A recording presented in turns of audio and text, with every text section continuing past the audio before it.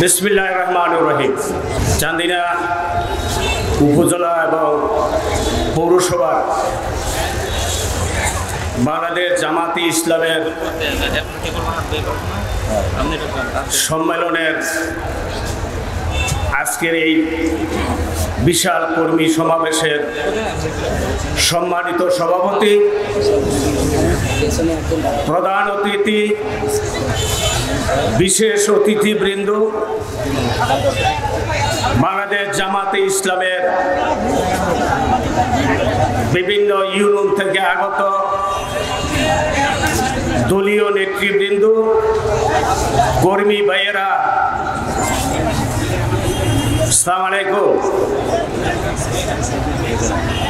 সমমনা দল হিসেবে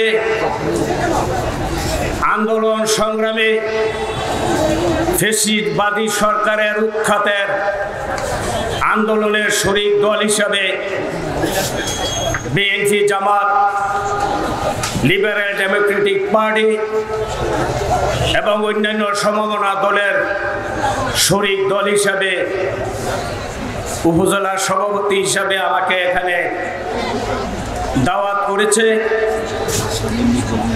আমি প্রথমে সাবেক মন্ত্রী ডক্টর রেদওয়ান আহমেদ, এলডিপির সুযোগ্য মহাসচিব ডক্টর রেদওয়ান আহমেদের পক্ষ থেকে সমবেত সবাইকে ধন্যবাদ এবং শুভেচ্ছা জানিয়ে কয়েকটি কথা বলে আমি আমার বক্তব্য শেষ করব। আমার বক্তব্য আপনারা এই থানার সবাই জায়গায় জায়গায় শুনেছেন, বেশি কথা নয়। ছাত্র জনতার 16 দিনের আন্দোলনে শেখ হাসিনা, তার মন্ত্রী পরিষদ, তার এমপি এবং গ্রাম লেভেল থেকে আরম্ভ করে সমস্ত আজকে আত্মগোপনে আছে।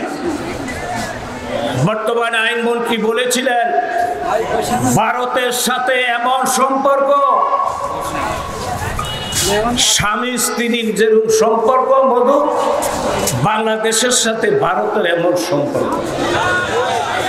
আল্লাহর এমন রহমত, হাসিনা আফারও জামাই নাই, মুদিরও বউ নাই, দুজন আল্লাহ একত্রে বসবাস করার সুযোগ করে দিছে। ঠিক আছে।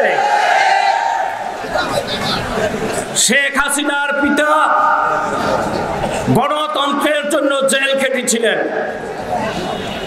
ফাঁসির কাস্টে যাওয়ার অল্প সময় বাকি ছিল। এই গণতন্ত্র মানা লোকটা এই দেশে ফিরে সে নিজে ক্ষমতায় থাকার জন্য, একদলীয় শাসন ব্যবস্থা কায়েম করার জন্য বাকশাল করেছিল।